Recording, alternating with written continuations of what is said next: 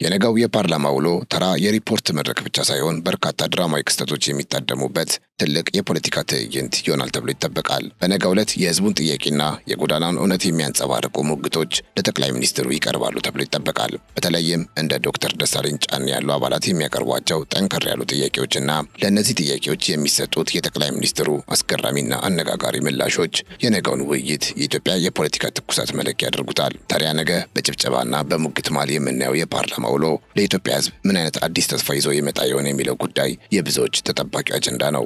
ጠቅላይ ሚኒስትር አብይ አህመድ ነገ ወደ መድረኩ ሲወጡ ከፊት ለፊታቸው የሚጠብቋቸው የምክር ቤት አባላትን ብቻ ሳይሆን በኑሮ ውድነት ክንድ የዛለውን የከተማውን ነዋሪ፣ የወደብ ጉዳይ ያጓጓው ኢትዮጵያዊ፣ የኤርትራ ነገር ያበሳጨው ዜጋና የሀገሪቱን ቀጣይ አቅጣጫ በትኩረት የሚከታተሉ የዓለም አቀፍ ዲፕሎማቶችን አይን ጭምር ነው። ጠቅላይ ሚኒስትሩ ለመጨረሻ ጊዜ ፓርላማ ላይ ንግግር ያቀረቡት በጥቅምት ወር ነበር። ከዛ ጊዜ በኋላ በኢትዮጵያ ሰማይ ስር ብዙ ደመናዎች ተመላልሰዋል። ካለፈው ጥቅምት ወር ማብራሪያ ወዲህ ሀገሪቱ በለውጥና በፈተና ማዕበል ውስጥ አልፋለች። የምንዛሬ ተመን ማስተካከያው የፈጠረው የኢኮኖሚ ንዝረት በየቤቱ ኩሽና ውስጥ እየተሰማ ባለበት፣ በሌላ በኩል ደግሞ ከቀይ ባህር ዳርቻ የሚነፍሰው ዲፕሎማሲያዊ ነፋስ የቀጠናውን ፖለቲካ ሟሙቆታል። ይህ የማክሰኞ ቀጠሮ እንግዲህ በእነዚህ ሁሉ ዝግቦችና ጥያቄዎች መሃል መንግስት የጨበጠውን የመፍትሄ ቁልፍ ይፋ የሚያደርግበት፣ ካለፈው ስህተት ታርሞ ለነገው ተስፋ የሚዘራበት አጋጣሚ ተደርጎ ተወስዷል። በተለይም ከኤርትራ መንግስት ጋር ያለው ግንኙነት መሻከርና የጦርነት ነጋሪት ድምፅ በሹክሹክታ እየተሰማ ባለበት በዚህ ወቅት የጠቅላይ ሚኒስትሩ እያንዳንዱ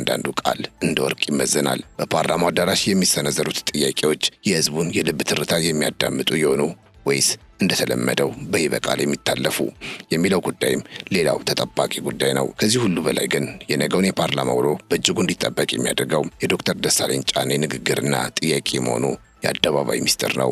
ዶክተሩ ከዚህ ቀደም የሚያነሷቸው ጥያቄዎችና የሚሰነዝሯቸው ትችቶች እጅግ አነጋጋሪ እንደነበሩ የሚታወስ ሲሆን የነገው መድረክ ደግሞ ከወትሮ የተለየ ትኩረት እንዲያገኝ የሚያደርጉት አጋጣሚዎች አሉት። ለአብነትም እስራኤል ለሶማሊላንድ እውቅና ከሰጠች በኋላ ለመጀመሪያ ጊዜ የሚገናኙበት የፓርላማ መድረክ ሲሆን በወቅቱ ዶክተር ደሳለኝ አንድ ጽሑፍ ማስፈራቸው ይታወሳል።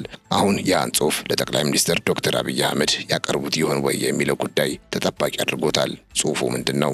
በዝርዝር የምትሰሙት ይሆናል።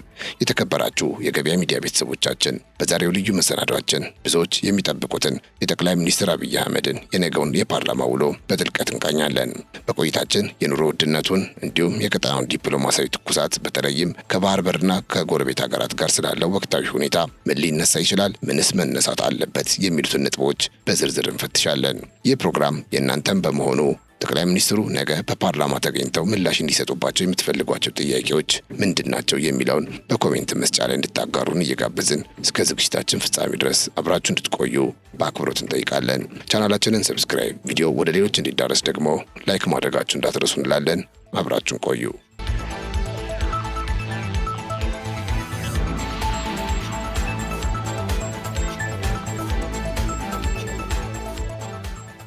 ጠቅላይ ሚኒስትር አብይ አህመድ ነገ ማክሰኞ ጥር 26 2028 ዓ.ም በፓርላማ ተገኝተው ከምክር ቤቱ አባላት ለሚነሱ ጥያቄዎች ማብራሪያና ምላሽ ይሰጣሉ ተብሎ ይጠበቃል። ጠቅላይ ሚኒስትሩ በፓርላማ በሚኖራቸው ቆይታ የ2018 ዓመት የ6 ወራት የዕቅድ አፈጻጸም ሪፖርት ያቀርባሉ ተብሎ ይጠበቃል።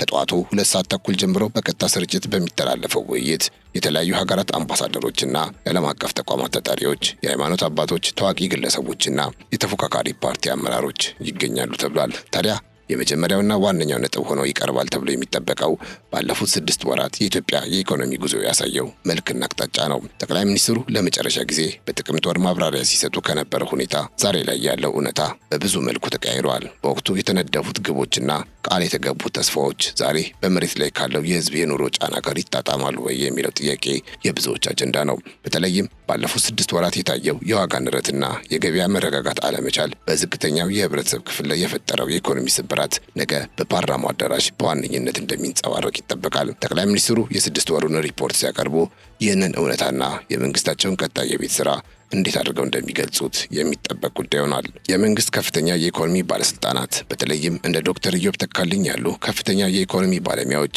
የዋጋ ግሽበቱ መቀነሱንና ኢኮኖሚው መረጋጋቱን የሚገልጹ መግለጫዎችን በተደጋጋሚ ሲሰጡ ተደምጠዋል። ሆኖም ግን ይህ አሃዛዊ መግለጫ በየቀኑ ገበያ በሚወጣውና የኑሮ ውድነቱ ክንድ ባዛረው ተራው ህዝብ ዘንድ ተቀባይነት ሲያገኝ አይታይም። በመንግስት አሃዝና በህዝቡ የኪስ አቅም መካከል ያለው ልዩነት ሰፊ መሆኑ የሚነገር ሲሆን ጠቅላይ ሚኒስትሩ ይህንን የቁጥርና የኑሮ ቅራኔ እንዴት አድርገው እንደሚያስታርቁት ትልቅ ትኩረት ይስባል። አሃዙ ግሽበት ቀነሰ ቢልም በመሬት ላይ ያለው ሸማች ግን አሁንም መሰረታዊ ፍላጎቶችን ለማሟላት እየታገልኩ ነው በሚልበት ሁኔታ የነገው ማብራሪያ የመንግስትን የኢኮኖሚ ፖሊሲ ስኬታማነት ለመመዘን ትልቅ ማሳያ የሚሆንበት አጋጣሚ ነው። ለዚህ የኑሮ ውድነት መባባስ እንደ ዋነኛ ምክንያት የሚጠቀሰው የነዳጅ ዋጋ ጭማሪና ተያያዥ የግብዓት ዋጋዎች መናር ነው። ከዛሬ 6 ወር በፊት የነበረው የነዳጅ ዋጋ ዛሬ ላይ በከፍተኛ ደረጃ ጨምሮ እንደሚገኝ ይታወቃል። ይህ ደግሞ በምርትና አገልግሎት ላይ የፈጠረው ሰንሰለታማ ጫና በቀጥታ የተራገፈው በተጠቃሚው ላይ ነው። ከነዳጅ በተጨማሪ የቤት ኪራይ፣ የትራንስፖርትና የምግብ ሸቀጦች ዋጋ ባለፉት ወራት እንደተቀያየሩ መረጃዎች ያሳያሉ።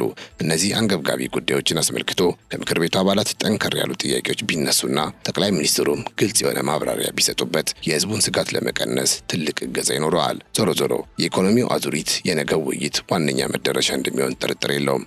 ምክንያቱም የሆድ ጉዳይ የሁሉንም ኢትዮጵያዊ ቤት የሚያንኳኳ የጋራ አጀንዳ በመሆኑ ነው።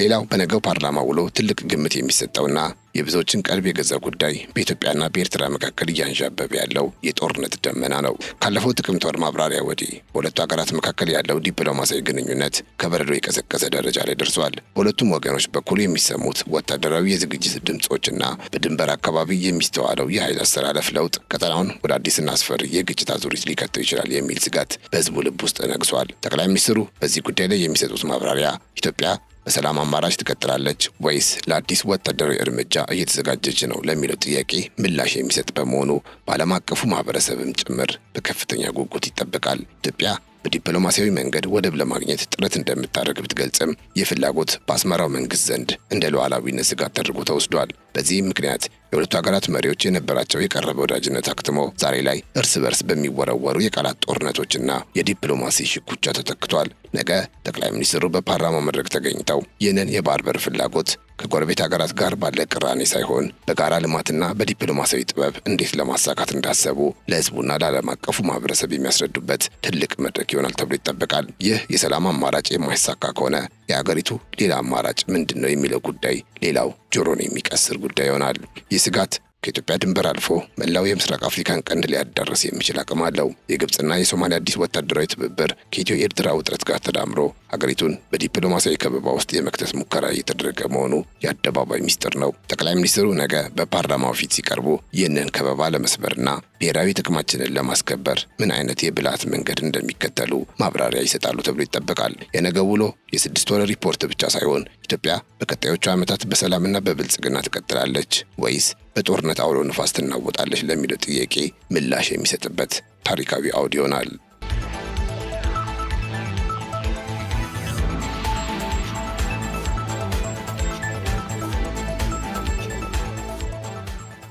ሌላው በነገው የፓርላማ ውሎ ትኩረት ሊሰጠው የሚገባውና እስካሁን በመንግስት በኩል ይፋዊ ምላሽ ያልተሰጠበት አንድ ትልቅ ዓለም አቀፋዊ ጉዳይም አለ። እሱም ፕሬዚዳንት ዶናልድ ትራምፕ ስለ ታላቁ ህዳሴ ግድብ የሰነዘሩት አነጋጋሪ ንግግር ነው። ትራምፕ ግድቡን የሰራችው አሜሪካ ናት በሚል ያሰሙት ድፍረት የተሞላበት ንግግር በኢትዮጵያውያን ዘንድ ከፍተኛ ቁጣንና ቅሬታን ፈጥሮ ሰንብቷል። ይህ የሀገርን ክብርና የታሪክ እውነትን የነካ ጉዳይ ነገ በፓርላማው አዳራሽ በህዝብ ተወካዮች በኩል ተነስቶ ለጠቅላይ ሚኒስትሩ ጠንከር ያለ ጥያቄ ሆኖ እንደሚቀርብ ይጠበቃል። መንግስት ለትራምፕ ንግግር እስካሁን ዝምታ መምረጡ በብዙዎች ዘንድ ቁጣንም ግርምትንም ፈጥሯል። የኢትዮጵያ ህዝብ በደሙና በላቡ የገነባው የሉዓላዊነታችን መገለጫ የሆነው ግድብ የሌላ ሀገር ስጦታ ተደርጎ ሲቆጠር ምላሹ የዲፕሎማሲያዊ ዝምታ መሆኑ ተገቢ ነው ወይ የሚለው ጥያቄ በነገው መድረክ ምላሽ ማግኘት ይኖርበታል። ጠቅላይ ሚኒስትሩ ለዚህ ንግግር የሚሰጡት ምላሽ የኢትዮጵያን ብሔራዊ ክብር ከማስጠበቅ ባለፈ ከአዲሱ የአሜሪካ አስተዳደር ጋር የሚኖረንን ቀጣይ ግንኙነት መልክ የሚወስን ይሆናል። ይህ ጥያቄ ፓርላማው አባላት ዘንድ ከተነሳ እሰየው የሚያሰኝ ሲሆን ካልተነሳ ግን ትልቅ የታሪክ ክፍተት ሆኖ ሊመዘገብ ይችላል። ጠቅላይ ሚኒስትሩ ነገ በሚሰጡት ማብራሪያ ይህንን በግድባችን ላይ የተሰነዘረ የተሳሳተ ትረካ በማረም የኢትዮጵያውያንን የልብ ትርታ የሚመጥን ምላሽ ይሰጣሉ ተብሎ ይታሰባል። ግድቡ የኢትዮጵያውያን ኩራት እንጂ የአሜሪካ እርዳታ አለመሆኑን ለዓለም አቀፉ ማህበረሰብ ዳግም የሚያረጋግጡበት መድረክ እንደሚሆንም ተስፋ ይደረጋል። በእርግጥ ጠቅላይ ሚኒስትር አብይ በአይሻ 2 የነፋስ ኃይል ማመንጫ ምረቃ ላይ ግድቡን የገነባ ነው ራሳችን ብቻ ነን በሚል ለትራምፕ ንግግር አጠር ያለ ምላሽ ቢሰጡም ጉዳዩ የሀገር ክብርና የታሪክ እውነት በመሆኑ ነገ በፓርላማው መድረክ ይበልጥ በሳልና ይፋዊ በሆነ የመንግስት አቋም ሊደገም ይገባል። እንዲህ ያለው በዓለም አቀፍ ደረጃ የተሰነዘረ የተሳሳተ ትረካ በይፋዊ ዲፕሎማሲያዊ ምላሽ ታርሞ የኢትዮጵያውያንን ኩራትና የሉዓላዊነታችንን ማተም ዳግም ማጽናት ይኖርበታል። በዚህም የነገው ውይይት ከሀገር ውስጥ ጉዳዮች አልፎ የሀገርን ክብር በዓለም አቀፍ መድረክ የመከላከል ብቃት የሚመዘንበት ታላቅ አጋጣሚም ነው።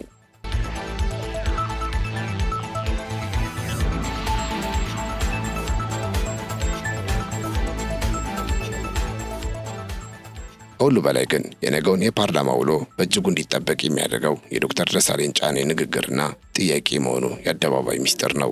ዶክተሩ ከዚህ ቀደም የሚያነሷቸው ጥያቄዎችና የሚሰነዝሯቸው ትችቶች እጅግ አነጋጋሪ የነበሩ ሲሆን የነገው መድረክ ደግሞ ከወትሮ የተለየ ትኩረት እንዲያገኝ አድርገውታል። በተለይ ኢትዮጵያ በባህር በር ጥያቄና በቀጠናዊ ትኩሳት ውስጥ ባለችበት በዚህ ወቅት ዶክተሩ ይህንን የወደብ ጉዳይና በዙሪያው ያሉ ዲፕሎማሲያዊ ስጋቶችን በምን አይነት አውድ ያነሱታል የሚለው ነጥብ በብዙዎች ዘንድ ትልቅ ጉጉት ፈጥሯል። እንደሚታወቀው እስራኤል በታህሳስ ወር ለሶማሊላንድ እውቅና በሰጠችበት ማግስት ዶክተር ደሳለኝ በማህበራዊ ትስስር ገጻቸው በኩል አንድ ጽሑፍ ማስፈራቸው ይታወሳል። ከዛ ጽሑፍና ከእስራኤል እውቅና በኋላ ዶክተር አብይና ዶክተር ደሳለኝ በፓርላማ ሲገናኙ ይህ የመጀመሪያቸው ነው። በወቅቱ ዶክተር ደሳለኝ ባሰፈሩት ጽሑፍ እስራኤል ለሶማሊላንድ ይፋዊ እውቅና የመስጠቷ ውሳኔ በምስራቅ አፍሪካ ፖለቲካና በመካከለኛው ምስራቅ ውስጥ ትልቅ ለውጥ የሚፈጥር ሌላ አዲስ ክስተት ነው ብለው ነበር። ውሳኔው ሶማሊያን፣ ግብፅን፣ ቱርክንና አብዛኛው የአረብ ሊግ ሀገራትን የሚያስከፋ ሲሆን ለሶማሊላንድ ምናልባትም ደግሞ ለኢትዮጵያና አረብ ኤሚሬት የሚያስደስት ይመስላል ሲሉ ገልጸው፣ ነገር ግን የሶማሊላንድ እውቅና ለኢትዮጵያ ትልቅ ዕድልና ተስፋ ወይስ ተግዳሮት ሊሆን ይችላል ብለው መጠየቃቸው የሚታወስ ነው። ዶክተር ደሳለኝ በጽሑፋቸው ኢትዮጵያ በስሜት ሳይሆን በሰከነና የሀገርን የረጅም ጊዜ ጥቅም ባስጠበቀ መንገድ መንቀሳቀስ ይገባታል በማለት ነገር ግን በዚህ ልክ የሰከነና የተጠና ዲፕሎማሲ መስራት የሚችል የውጭ ጉዳይ አገልግሎት ዲፕሎማቲክ ኮርና መንግስት አለን ወይ የሚለው ጉዳይ የስንት ብር ጥያቄ እንደሆነ ለመገመት ቢከብደኝም ለዚህ ጥያቄ ምላሽ ጊዜ የሚነግረን ይሆናል በማለት ነበር አስተያየታቸውን የሰጡት። አሁን ይህንን አስተያየታቸውን በቀጥታ ለጠቅላይ ሚኒስትር አብይ አህመድ ያቀርባሉ ተብሎ የሚጠበቅ ሲሆን አነጋጋሪነታቸውና ነጥቦችን በጥልቀት የመመርመር ብቃታቸው ከጠቅላይ ሚኒስትሩ አስገራሚ ምላሾች ጋር ተደምሮ በሚኖረው የሀሳብ መለዋወጥ ላይ የሚፈጥረው ድምቀት የነገውን የፓርላማ ውሎ ዋነኛ ማዕከል እንደሚያደርገው ይታመናል።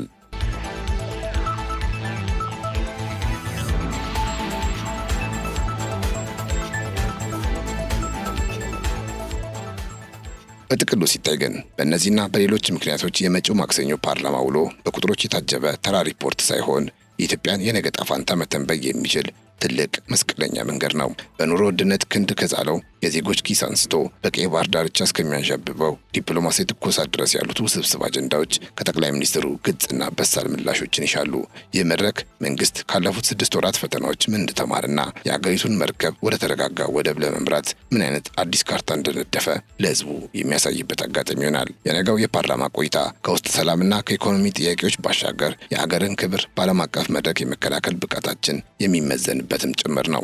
ከዶናልድ ትራምፕ አነጋጋሪ ንግግሮች ጀምሮ እስካሁን ድረስ ምላሽ ያልተሰጣቸው የቀጠናው ስጋቶች በህዝብ ተወካዮች አማካኝነት ተገቢውን ክብደት አግኝተው ለውይይት መቅረብ ይኖርባቸዋል። የዶክተር ደሳለኝ ጫኔ መሰል አነጋጋሪ ሙግቶች ከጠቅላይ ሚኒስትሩ ምክንያታዊ ምላሾች ጋር ሲታከሉበት ፓርላማውን ከጭብጨባ በዘለለ የለውጥ መፍጠሪያ መድረክ ያደርጉታል። በመጨረሻም ይህ የነገው የፓርላማ ስብሰባ ለኢትዮጵያ ዲፕሎማሲና ብሔራዊ ጥቅም አዲስ ተስፋ የሚዘራ ወይም የቀድሞውን ስጋት የሚያጸና ይሆናል። ነገ ማክሰኞ ጥር 26 የሚሰጡት ማብራሪያዎች በሰከነና በረቀቀ ስሌት የሀገርን ዘላቂ ጥቅም የሚያስከብሩ መሆናቸው በታሪክ ሚዛን ላይ ይቀመጣል። በመሆኑም ከመላው የሀገሪቱ ማዕዘናትና ከዓለም አቀፉ ማህበረሰብ የሚሰነዘሩት አይኖች በምክር ቤቱ አዳራሽ ላይ ተተክለው ይውላሉ። እኛ ገበያ ሚዲያም የነገውን የፓርላማ ቆይታ ተከታትለን በልዩ ጥንቅራችን በዜናዎቻችንና በገበያ ፖድካስታችን በኩል ለእናንተ በሚመች መልኩ እንደምናደርሳችሁ ከወዲሁ ለመግለጽ እንወዳለን። አብራችሁን ስለነበራችሁ እጅግ እናመሰግናለን። በያላችሁበት ሰላም